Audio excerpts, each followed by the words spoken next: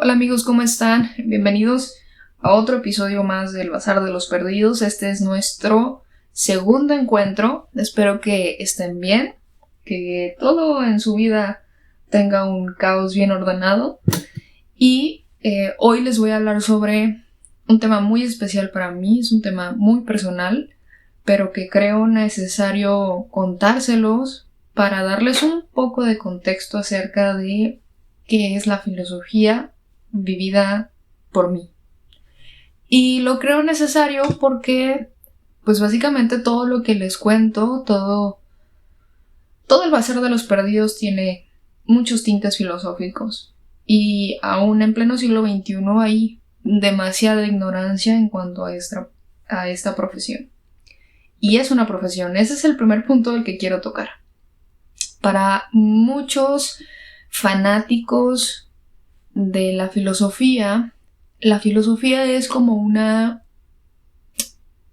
digamos como un hobby.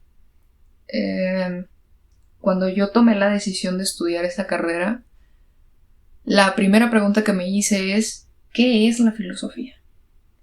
No me pregunté si me iba a dar de comer, no me pregunté qué tanto campo laboral tenía, no me hice esas preguntas lógicas que hoy las pienso y que la mayor parte de los estudiantes lo pensamos.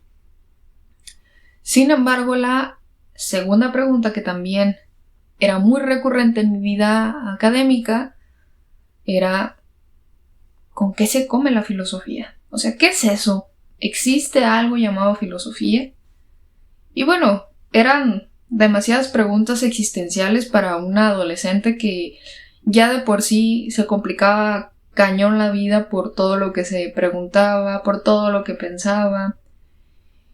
Y me di a la tarea de averiguarlo. Estaba yo en tercer año de preparatoria cuando tenía por allá en el año 2014, 2013, tenía un profesor de creo que era comportamiento humano, o no recuerdo exactamente. Pero sí recuerdo que ha sido uno de los pioneros en esto de la investigación. Porque a diferencia de muchas carreras vocacionales que se supone que te tienen que ayudar a encontrar tu carrera preferida o tu carrera que más se acomode a tus habilidades, pues lo cierto es que en demasiadas ocasiones tienen a personas sin la vocación de servir, sin la vocación de orientar sobre todo al estudiante, al adolescente perdido emocional, hormonal. Pero no fue mi caso, ¿saben? Mi caso fue completamente contrario. El mío y el de todos los que estábamos bajo el servicio, bajo la educación de este personaje. Y es un gran amigo en la actualidad. Y nos ayudó bastante. Personalmente a mí me ayudó mucho porque fui la única persona interesada en la facultad de filosofía. Cuando yo hice esta búsqueda sobre la filosofía, fue posterior a una muestra profesiográfica que hubo en mi preparatoria. Y recuerdo haber visto muchas mesas con muchos folletos, con alumnos muy preparados. Los de medicina ni se digan, estaban todos con sus batas blancas y ya saben, todas esas cosas.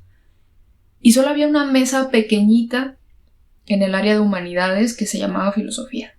Y recuerdo que el folleto tenía a unos tipos con toga, medios hippies, que me llamaban mucho la atención. Creo que cuando estallé de emoción fue cuando leí los temas que se abordaban semestre tras semestre.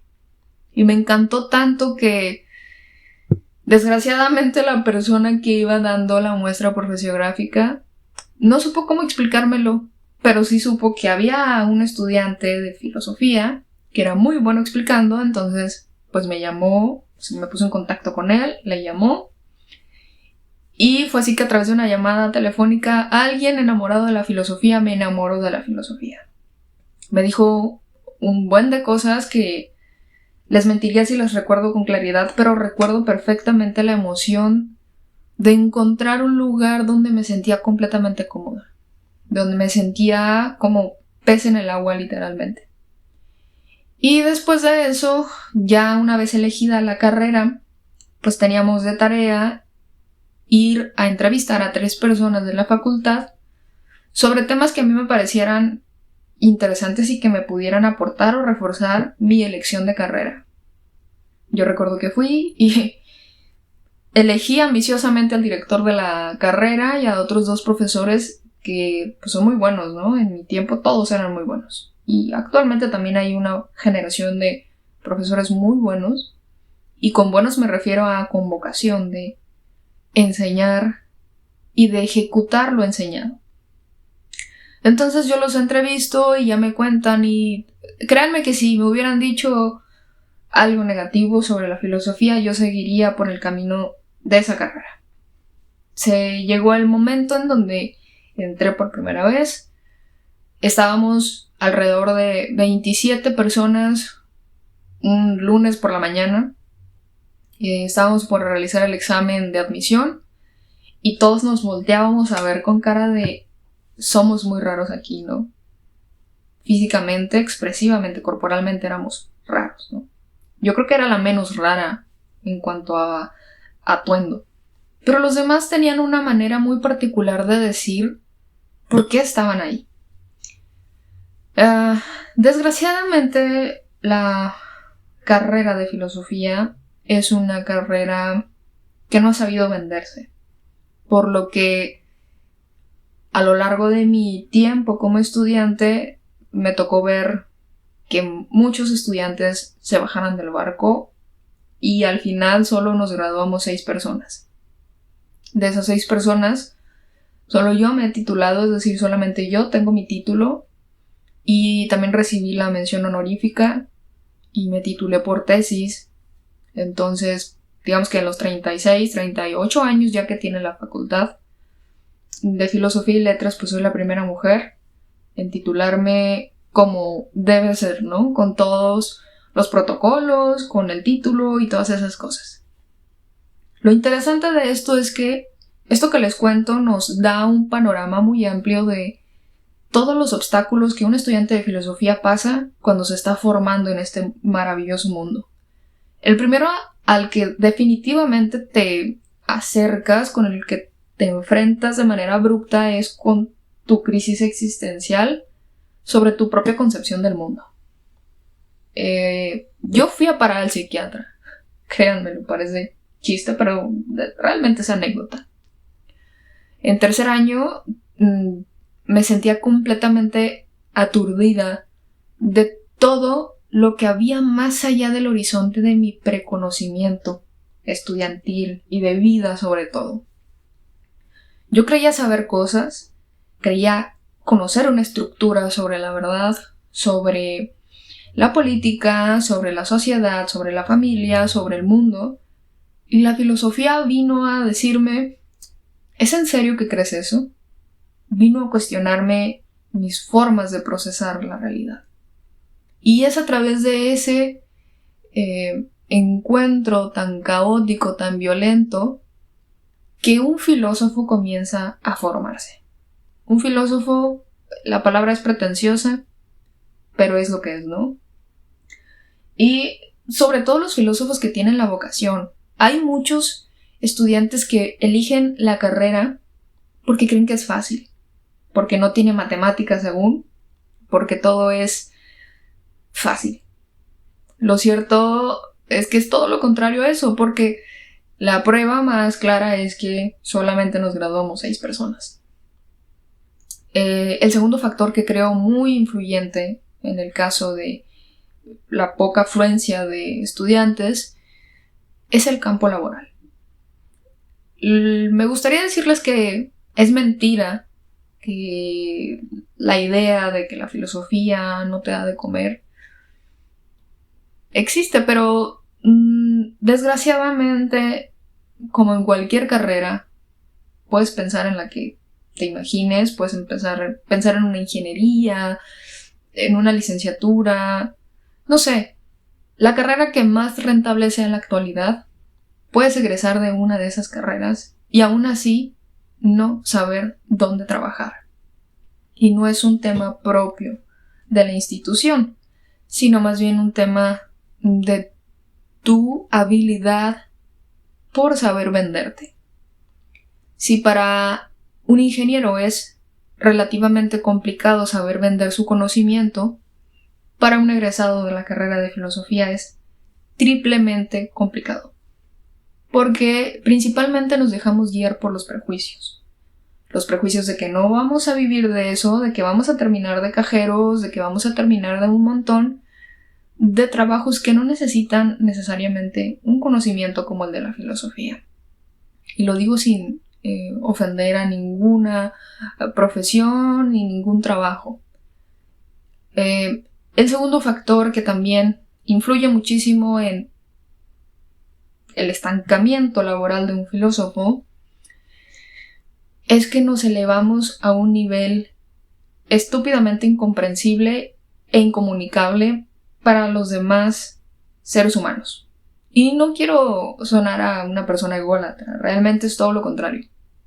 Me parece que la filosofía te da tantas herramientas para debatir, analizar, comprender, comunicar, interpretar.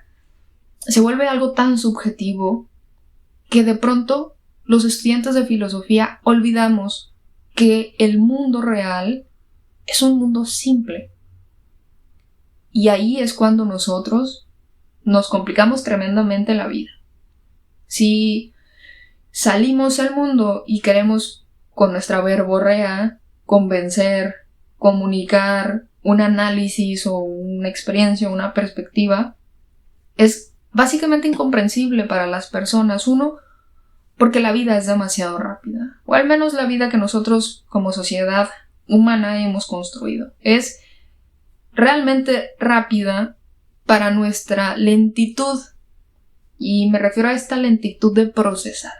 Cuando un filósofo tiene un análisis de X cosa, el mundo ya cambió, y es porque los filósofos perdemos de vista que lo sencillo es lo más filosófico que tenemos.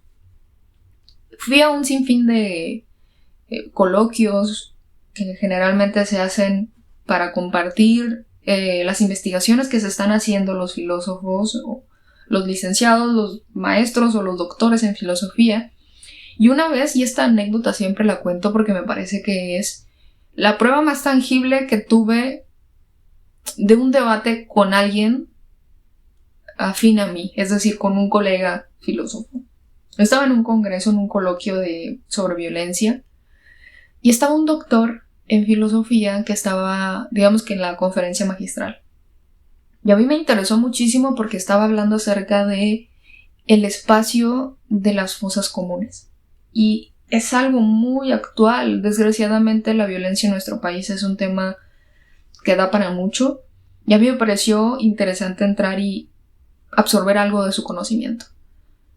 Me senté y había algo de afluencia en las conferencias, y mi sorpresa fue cuando empezó a usar conceptos tan complicados que a los 10 minutos yo no sabía si estaba entrando a una conferencia en español o estaba en inglés o estaba en otro idioma. Y de un concepto se iba a otro concepto y a otro concepto, y lo desmembraba tanto que yo al final terminé aturdida y no comprendí absolutamente nada. Había personas ahí que no pertenecían precisamente a la academia filosófica, sino que eran, no sé, fanáticos o amantes o seguidores de la filosofía, que quedaron peor que yo. Cuando fue la oportunidad de la ronda de preguntas, yo recuerdo haberle preguntado, ¿qué dijiste? Y yo sé que le debió haber molestado muchísimo esa pregunta, pero ¿qué dijiste? O sea, él me contestó sin responderme y me confundió aún más. Entonces ahí yo dije, mi tarea, mi reto propio es no llegar a ese punto, no llegar a ese nivel. Y no digo que lo que haya dicho está mal. Creo profundamente que dijo cosas demasiado interesantes, pero que estás hablando de un tema sumamente delicado, que cómo lo vuelves comunicable a los familiares de las personas que están en una fosa común. Es decir, si tú como filósofo solamente quieres aportar a la propia comunidad de filósofos, pues está padre, pero aún así sigues produciendo material, sigues produciendo contenido que la gente no va a entender y que sabes qué va a pasar, vas a seguir ahuyentando a los posibles candidatos a que estudien la carrera en filosofía. Y eso me marcó muchísimo y a partir de eso me volví una obsesionada por digamos que el lenguaje. El lenguaje en el sentido, ni siquiera el lenguaje estructural, porque hay una filosofía del lenguaje. Es una corriente filosófica muy interesante y muy importante, pero yo no quise tampoco entrar en eso, en esas estructuras, en esos tecnicismos, porque igual pensaba, voy a caer en lo mismo. Me obsesioné con el lenguaje en el sentido de yo hago la tarea difícil, yo hago el trabajo sucio, yo leo, yo estudio, yo razono, pero también tengo la obligación de comunicarle a las personas de una manera sencilla, de una manera clara. Y eso fue para mí la aportación más grande que tuve de manera, pues digamos que autodidacta, ¿no? Porque no te lo enseñan en la carrera. Y ese es el tercer factor que influye en que la filosofía sea tan desconocida.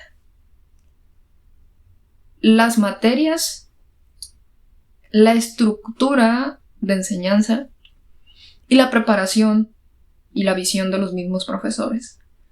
Y esto lo quiero decir a un nivel general, no lo digo por nadie en particular.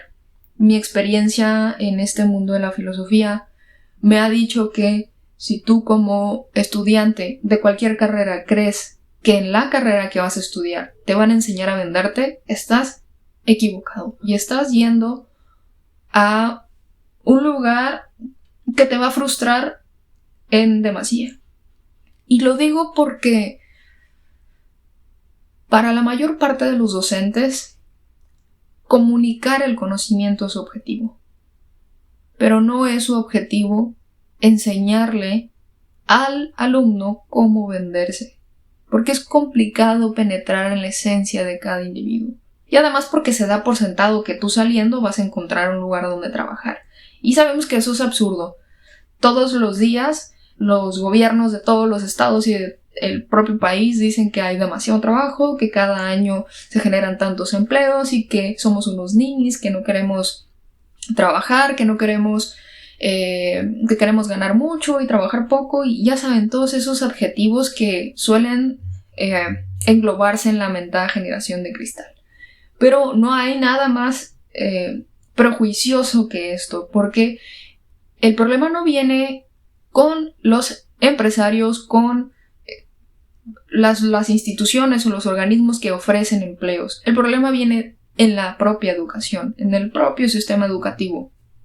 Porque en mi caso, en el caso particular de la filosofía, es difícil encontrar una materia, no una plática, no una conferencia, una materia de un semestre para venderse de manera eficaz,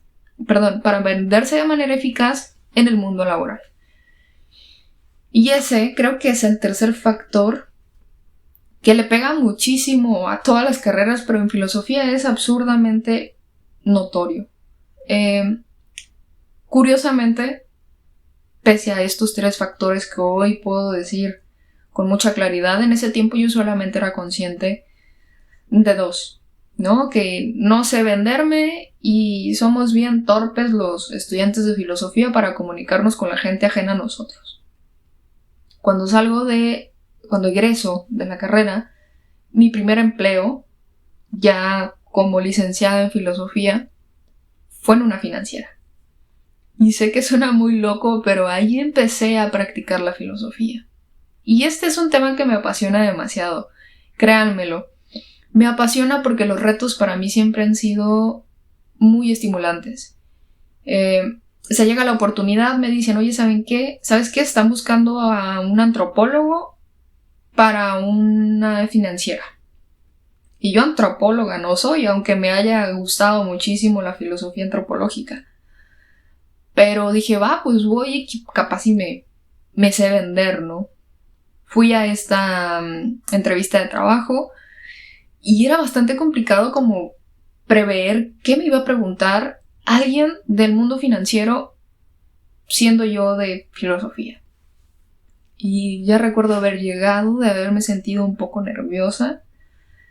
Y entonces me topo con que el dueño de la financiera, que fue mi entrevistador, era un hombre muy culto. Es un hombre muy culto.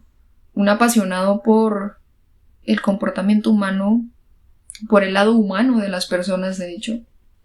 Y estaba tratando de construir una financiera o de consolidar de mejor manera su financiera, tratando a sus clientes, como personas, no como números. Y ahí yo dije, claro, o sea, yo de aquí soy, yo aquí puedo venderme, yo aquí puedo tener trabajo. Después de que me contó sus necesidades y todo, me preguntó, ¿tú qué puedes ofrecerme? Y ahí fue cuando mi cerebro, en milésimas de segundo, empezó a darme un sinfín de respuestas, pero yo solamente lo que pude hacer, o la que elegí, fue regresarle la respuesta con una pregunta. Y le pregunté, ¿ustedes qué quieren? Y entonces me contesta y le digo, ok, yo lo puedo hacer, pero necesito que me den acceso a todo esto. Y así empezó la travesía en el mundo de las financieras, en el mundo financiero, que hasta la fecha, aunque ya no sigo actualmente trabajando en ese rubro, me apasiona porque hay un mundo muy fértil y muy poco explotado para los filósofos. Y ahí también comprendí y terminé de reforzar que nos falta mucho vendernos, nos falta mucho buscar más allá de lo ordinario, de lo común. Generalmente cuando ya estás dentro del mundo de la filosofía, tus amigos o tus papás te pueden preguntar, oye, ¿y qué hacen los filósofos cuando egresan? Y ahí empieza un choque de conciencia muy brutal, porque no sabes qué responderle, pero la vieja confiable es investigador, docente y párale de contar. Y eso es algo que se ha estado haciendo de manera común, pero no lo es todo. Hay un mundo, incluso hay puestos de trabajo para los filósofos que no están y que tú puedes crear si tienes la visión de saber cómo carajo se encaja la filosofía en todo este caótico mundo. Así que, después de toda la travesía que les he contado, en el mundo financiero, el filósofo básicamente lo que puede hacer y lo que puede aportar es una interpretación de los clientes y de los colaboradores, es decir, de los trabajadores de la empresa o el organismo en el que estés. Porque el filósofo no hace otra cosa más que filosofar sobre el humano, sobre su comportamiento, sobre su legado, sobre las obras que han escrito otros y por qué se han visto influidos para escribir estas cosas, para hablar sobre las locuras que hablan. Y se nos olvida que todas las empresas, por muy ingenieras que sean, por muy robóticas que sean, necesitan de un humano y trabajan con humanos y sirven a los humanos. Y entonces es ahí cuando el filósofo puede explotar su potencial, cuando puede realmente venderse diciendo, tú necesitas un filósofo porque tú tienes 1500 clientes o tienes 1,000,000 de colaboradores, no lo sé, los números es lo de menos, lo importante es que visualices la importancia de que un filósofo, es decir, un intérprete y un analista de la humanidad, esté en una empresa. ¿Cuáles son las ventajas de tener a un filósofo en una empresa o en una institución? Muchísimas. Y hay muchas que se van creando en el transcurso porque los filósofos somos como una esponja. Claro, ¿no? Hay sus excepciones. Hay filósofos que realmente ellos se casan con una corriente filosófica y nunca lo sacas de ahí. Pero eso ya va a ser una decisión que tendrás que tomar dentro de tu carrera, o bien que a lo largo de tu carrera profesional vas a tener que darte cuenta. El filósofo no se puede casar con ninguna corriente filosófica. Puede ser afín a algunas corrientes filosóficas, pero el casarse con una es simplemente cerrarse al mundo de posibilidades de interpretación. Y es que en el mundo financiero y en el mundo laboral y en el mundo actual, moderno, el filósofo aporta muchísimo al futuro. Y ya sé, suena muy loco esto, pero básicamente nosotros somos futuristas, somos casi videntes. Y no es que tengamos un don supernatural, no.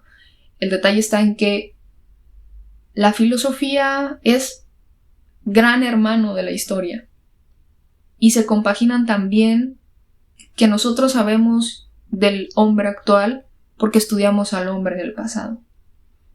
Y sabiendo sobre el hombre del pasado y conociendo un poco o mucho sobre el hombre actual, podemos dar un aproximado de cómo va a ser el hombre del futuro.